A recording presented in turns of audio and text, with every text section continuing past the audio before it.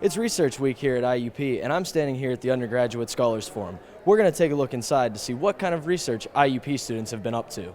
I'm standing here with James and Becca, and could you guys tell me a little bit about what research you did and that you're presenting today? Yes, we're studying the abundance of the Ixodes scapularis, the black-legged tick in Blue Spruce Park.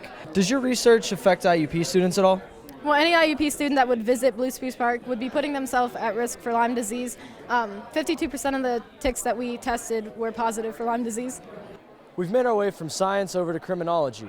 Could you guys tell me a little bit about your research? Basically what we did is we searched through databases, EBSCOhost mainly, to find different articles that show correlation between music, any kind of music, and violent crimes or any kind of crime as well. There's not really much of a correlation between the rap and the country. People just take the words into consideration. They don't really act upon them. But mainly for the heavy metal part, that's where people start getting a little bit haywire with it. We also found that even though rap music has shifted from the negative influence and they're more talking about social conditions, people still tend to find rap music to have negative connotations. And what was it that inspired you guys to do research like this? Yeah, our class Crim 401, Contemporary Issues in Criminology, we all had to vote on pick what topic we wanted, and then each group gave a short presentation, and our group was chosen to present today. So, well, congrats on being picked to present today. There you have it, guys. Maybe there's a little more than meets the ear when you're listening to music on your iPod. One thing we've learned this week is that IUP has plenty of resources to aid students in their research, especially seen here with Mike and Sam's research. Could you guys tell me a little bit about what your project's all about?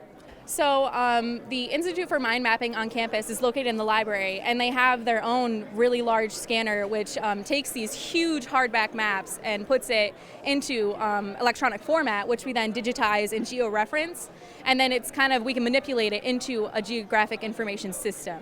In this day and age, we all have cell phones and the internet, and with the advent of all of those, we've started to use shorthand. I'm here with Nick, and Nick, could you tell me a little bit about your research?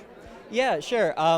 I was studying internet-based language as a dialect of English. A lot of people don't see internet-based language as a dialect, but it does have its own forms of grammar, its own lexicon, its own forms of intonation.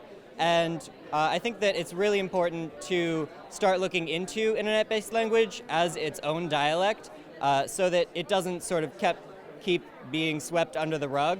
A lot of it has a lot of negative connotation, but it's really similar to any other dialect. As long as you're able to code switch in and out, there's really nothing wrong with being able to talk like you hang out on the internet a lot.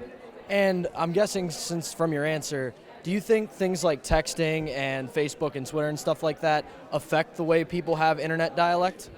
Yeah, definitely.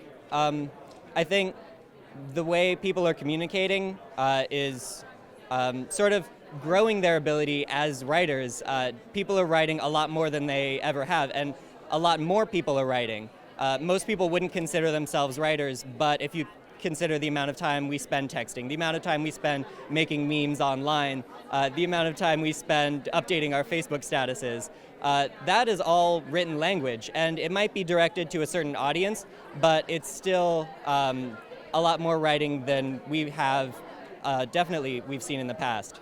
Well, thank you, Nick, and GTG.